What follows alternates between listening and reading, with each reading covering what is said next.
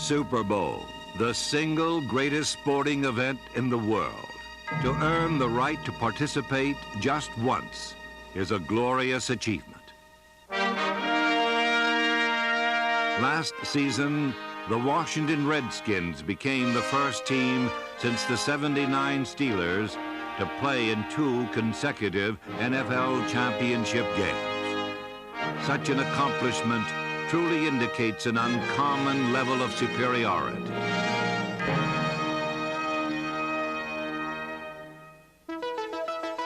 Throughout the regular season and the playoffs, the Redskins had trampled everything in their path.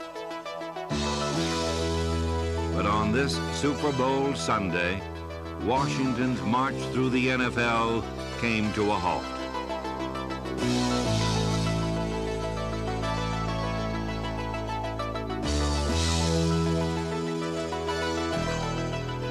The Los Angeles Raiders victimized the Redskins, just as the Redskins had victimized the rest of the National Football League.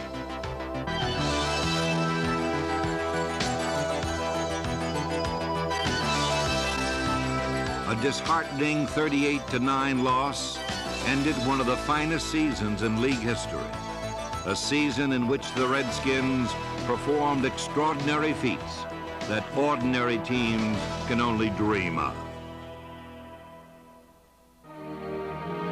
The 1983 season saw Washington march to the tunes of glory.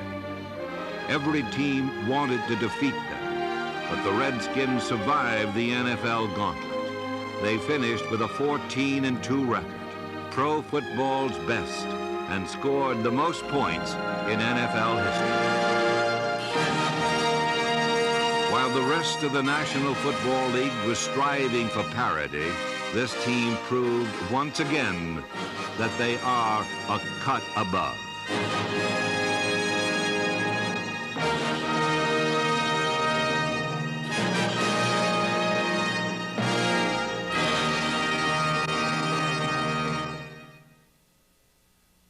When the 1983 season began, the defending world champion Redskins' reign was tested early, for Washington's opener was against the Cowboys.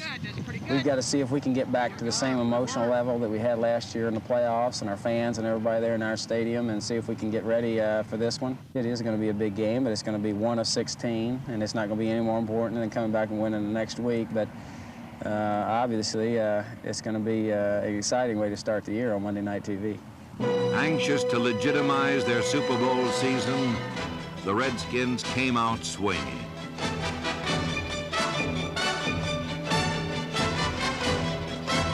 The defense held the Cowboys to just 3 first-half points, while the offense scored 23.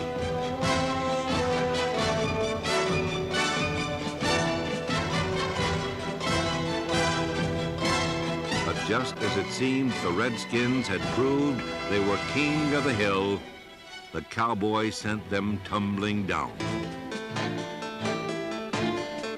Dallas's 28 second-half points beat Washington 31-30. Oh, no, no! The fear of complacency suddenly hovered over the Super Bowl champions. However, this was a team with something special. They were a group of characters with character, and their unique chemistry created a bond that was almost magical.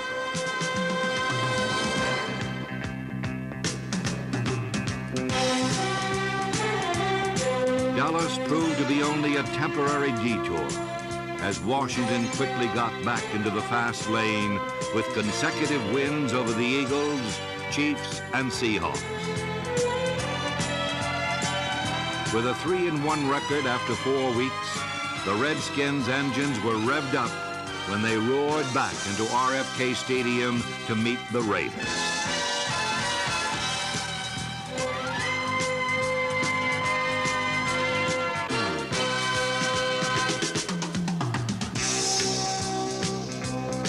Three first-quarter interceptions by the secondary, and a Joe Theismann touchdown pass to Joe Washington gave the Redskins a 17-7 first-half lead.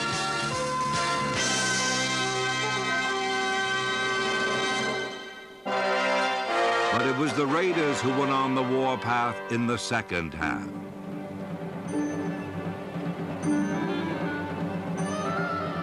Four Los Angeles touchdowns backed Washington into a corner. But in the final period, Theismann and the Redskins began clawing their way out. Charlie Brown's touchdown brought Washington within 8. But needing 2 scores to win, the Redskins had to have the ball back. Okay, we're going to hit it deep left. Now, if they have their onside receiving team in there, then he's going to hit a low liner, still deep, but one that bounces, and if we get lucky down there, we may be able to fall on it. Okay, let's go. Let's go.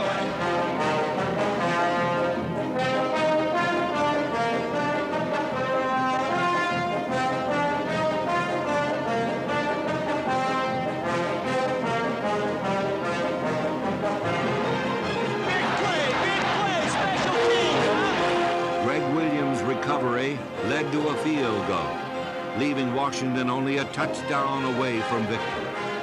Redskins better hurry up out of that huddle. Here we go. Theismann sent Brown to the far side. Come on, Fitz, let's go. Let's have it. Theismann rolls out, looks, fires it up the middle. Charlie Brown. He's got it at the 6. And pull down. Hurry up offense. Here come the Redskins to the line of scrimmage, the 6-yard line. They've got to have a touchdown. They trail by 5. The 6-yard line. Theismann with a straight drop. Looking into the end zone. Throws it over the middle. Washington. Touchdown. Joe Washington. In one of the most exciting games of the season, Washington had scored 3 times in the final 6 minutes to earn a 37-35 victory.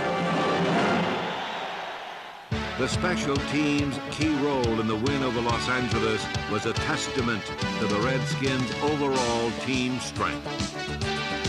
Special team captains Otis Wansley and Peter Cronin and punt returner Mike Nelms excelled on a unit that thrived on second effort, reckless daring, and so much more. There are a lot of little things that happen out there that are undetected by the average fan. Usually there's a scheme that each team has, and it's not just hit the closest guy.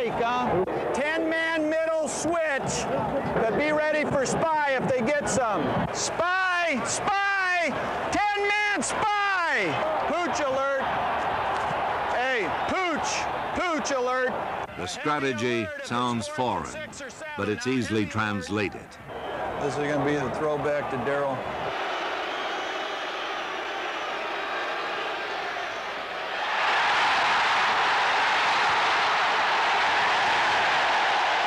The special teams were not the only Redskins unit to thrive on dirty work.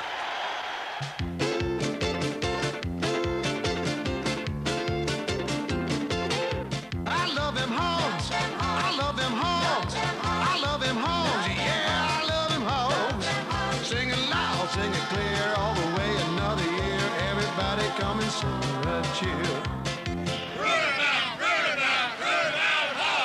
With their noses to the dirt, Jacoby, Grimm, Bostic, May, and Stark comprised the NFL's best offensive line and gave Theismann ample time to pass and fullback John Riggins plenty of room to run.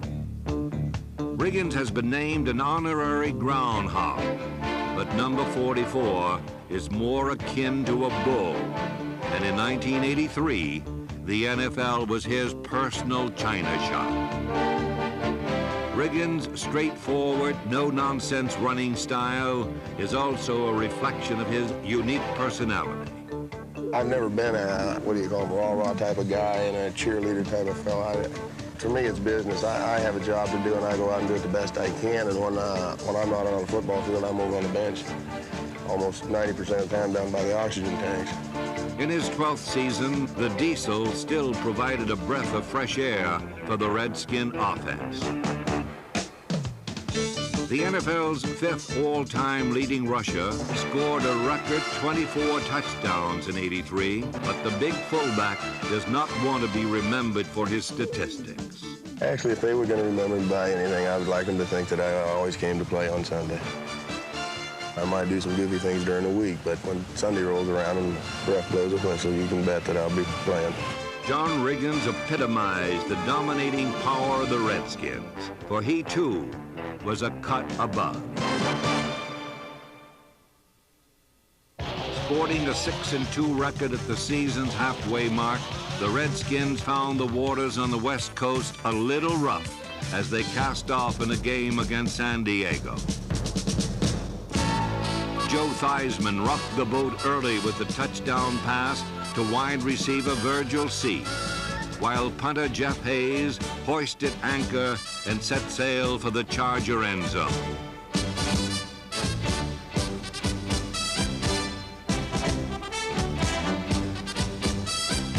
Hayes' voyage set up the first of two Riggins touchdowns.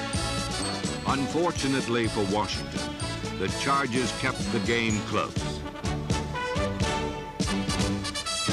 But with less than 2 minutes left, Theismann was squarely at the helm when the Redskins began their drive for the winning score.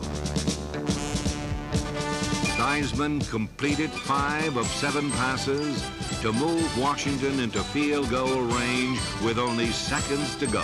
From 37 yards out, Theismann set, snap, hold, kick is up long enough. Is it good? It is good. It's good. That will do it right there.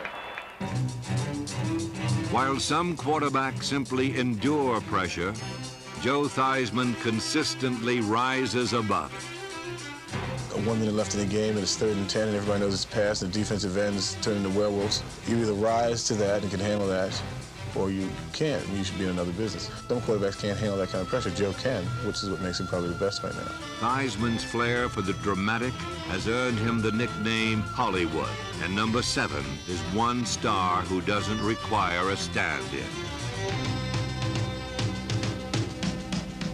Joe's tough hide and strong arm led the Redskins to an NFL record 541 points.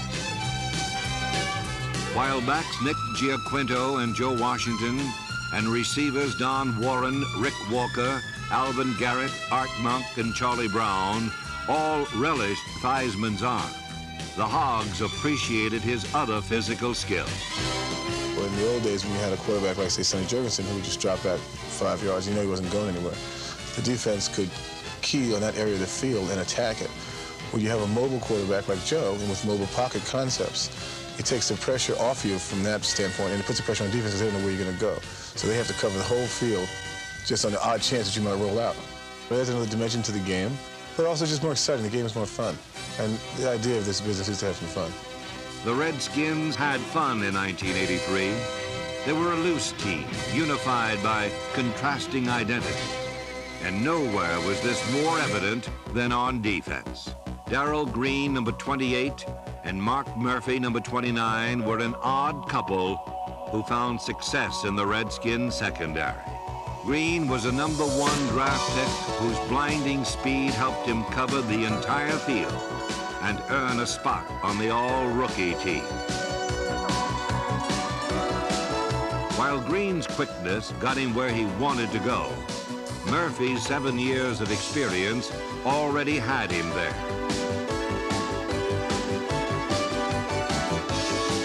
A Pro Bowler, Murphy led the NFL with 9 interceptions. Constantly under bombardment, Washington's secondary nicknamed itself the Pearl Harbor Crew. However, Murphy and Green, with the help of Anthony Washington, Ken Coffey, Vernon Dean, Curtis Jordan, Greg Williams, and Brian Carpenter, braved the attack and intercepted a league-high 34 passes. Dave Butts and Dexter Manley had such contrasting styles that they made TV's odd couple, Felix and Oscar, seem like identical twins. Dexter is flamboyant and outspoken. Tough times never last, but tough people do. That's one of my favorite books that I'm always reading. Dave is quiet and composed. I'm a little bit older, a little bit more reserved. It's hard to find anything that we both think and do the same way. The only thing that we do is play on the same team. They are like oil and water, but defensively, they blend together to wreak havoc upon opposing offenses. Their pressure was so intense that if one didn't get his man, the other one would. Dexter and Dave combined for over 24 sacks. And when they didn't get the passer, number 78, Tony McGee, did.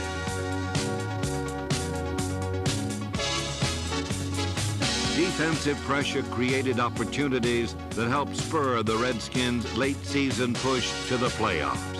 Linebackers number 55, Mel Kaufman, Rich Malott, and number 52, Neil Okowitz, came up with big plays and wins over Atlanta and St. Louis.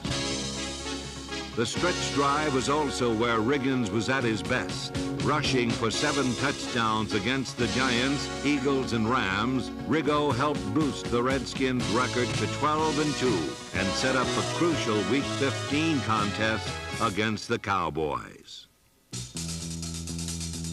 It was sundown in Texas Stadium, and there was room for only one team at the top of the NFC East.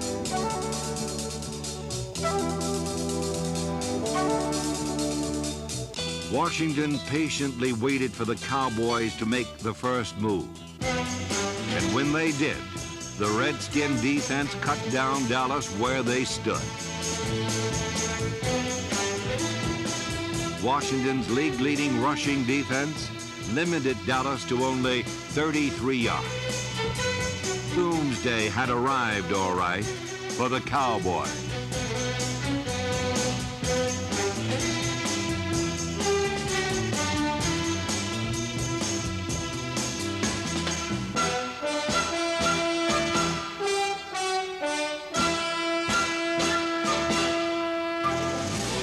Heisman's going to pass. He's going to dash out here. Going deep. He's got a mark. At the 5. Touchdown, Washington Redskins. The Cowboys all looking down there picking at artificial grass. He wasn't my man. No, no. The convincing 31-10 win propelled the Redskins into first place and into the playoffs. For visiting playoff teams, RFK Stadium has become a burial ground. And in last season's opening round, it was a resurrected Ram team that was promptly put to rest.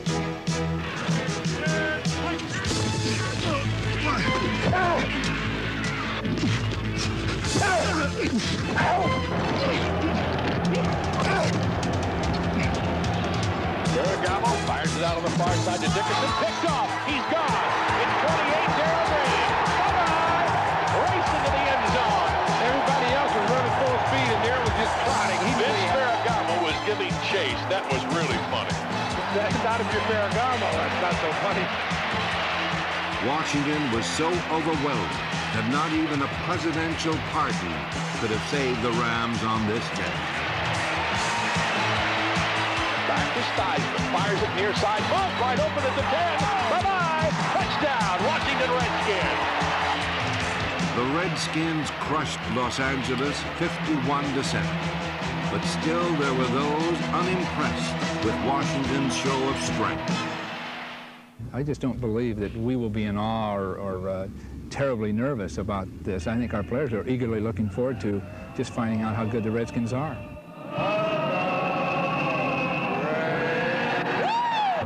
Washington quickly showed the 49ers just how good they were.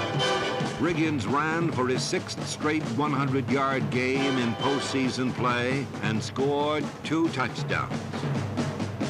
Washington's Power You One play, razzle-dazzle you the next offense, had 49er heads spinning. The defense became so unnerved, a simple play fake to number 44 gave Theismann all day in the pocket. 70-yard Theismann to Charlie Brown touchdown gave Washington a 21-0 lead, and the Redskins appeared unbeatable.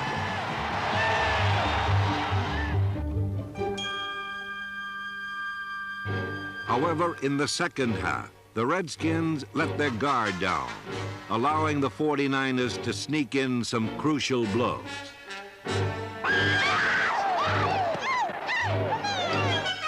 With 3 final quarter scores, the 49ers had unpacked a game the Redskins seemingly had in the bag. But true to the character of this Redskin team, they stubbornly set out to obtain a victory they had already laid claim to.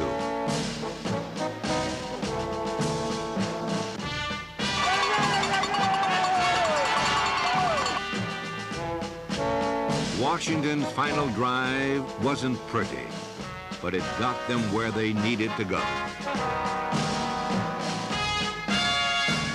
Field goal! Field goal! Field goal!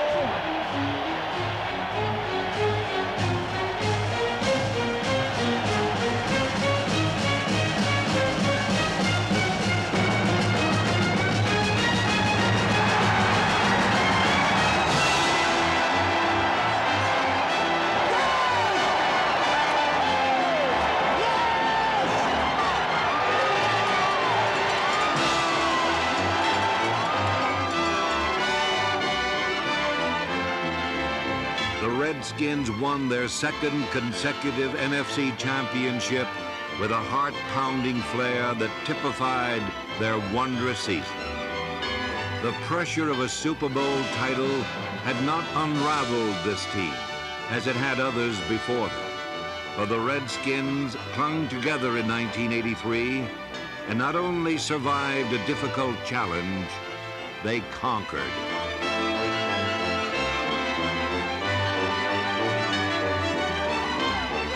By maintaining their lofty status at the summit of pro football, the 1983 Washington Redskins were truly a cut above.